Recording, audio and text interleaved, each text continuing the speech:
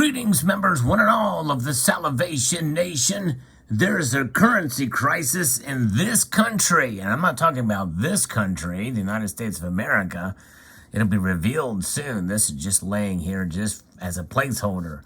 But caution, because we could be entering into a currency crisis if we're not careful with what we're doing in this country. But it's not a big deal in the other country, and here's why. Let's explore!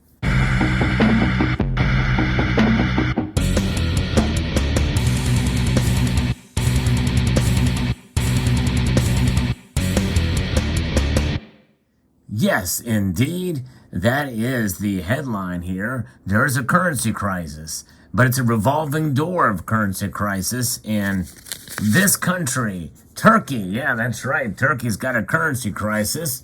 Again, that's right. It is not uncommon for the Turks to have problems with their currency. It's a recurring thing.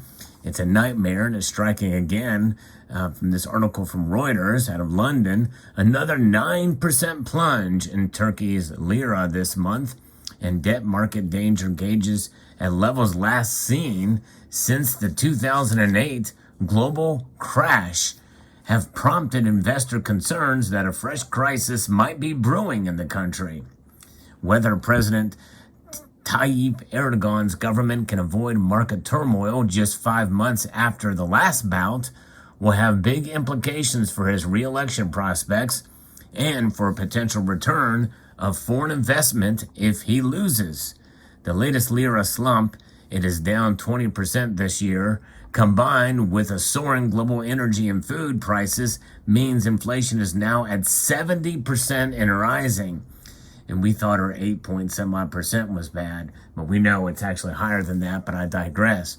While emergency measures Ankara adopted at the height of last year's turmoil are about to be seriously tested, authorities managed to avert a full-blown implosion in December by selling currency reserves and creating special bank accounts protecting savers and corporates from large lira falls in an effort to discourage hoarding of U.S. dollars.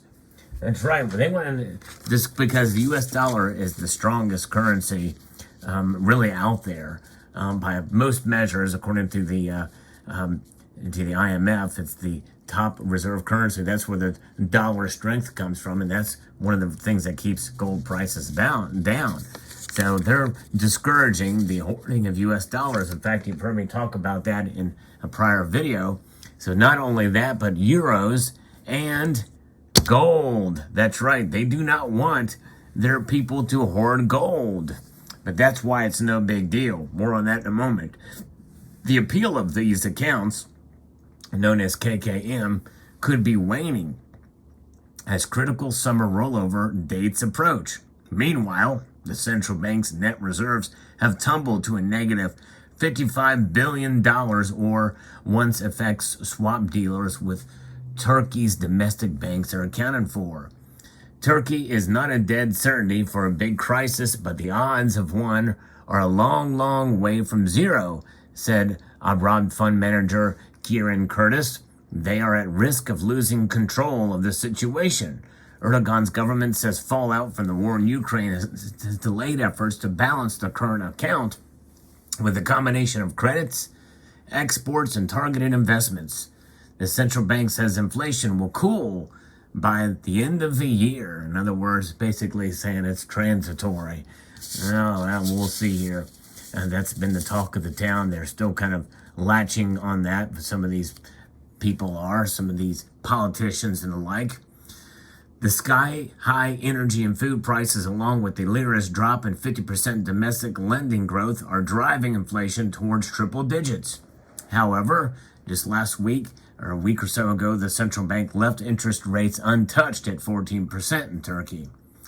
There's renewed concerns about Turkey's testy relationship with the West after Erdogan said he would veto bids by Finland and Sweden to join NATO, accusing them of harboring people linked to outlawed Kurdish separatists.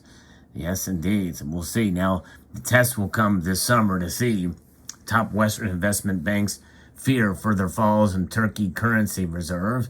city sees energy and food imports pushing their currency account gap to 5% of national output, though rebounding tourism should net some $15 to $20 billion. Investors are increasingly focused on whether individuals and companies will stick with the FX-protected KKM accounts. But again, that's kind of smoke and mirrors. And the reason why that it's not a big deal is because the people of Turkey, they know the deal. They know the deal. We'll talk about that here momentarily. The government and central bank don't publish detailed data about the program. Calculations of 4 Turkish economists who ran the sums for Reuters show about $10 billion worth of deposits are up for redemption in July and another $20 billion in August. And so we'll see. That'll be where it'll be put to the test.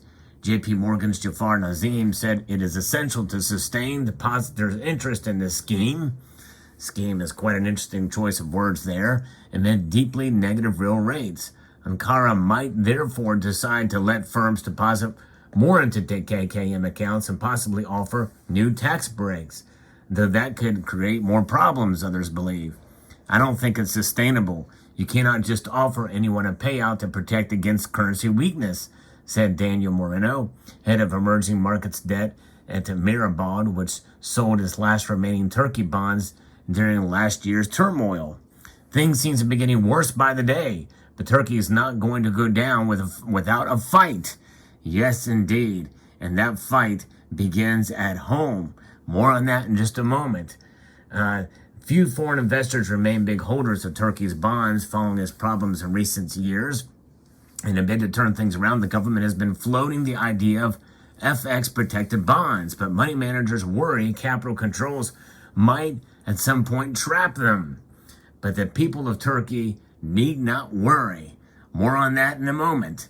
The market strains have exacerbated the woes of ordinary Turks, and households are struggling to pay rapidly rising bills, setting the stage for an unpredictable election due no later than June 2023. Polls show Erdogan recovering some ground lost during the winter, and his ruling AK party seems ahead of rivals, but his approval ratings are near multi-year lows, and surveys suggest he could lose his parliamentary majority and perhaps even the presidency to an opposition coalition.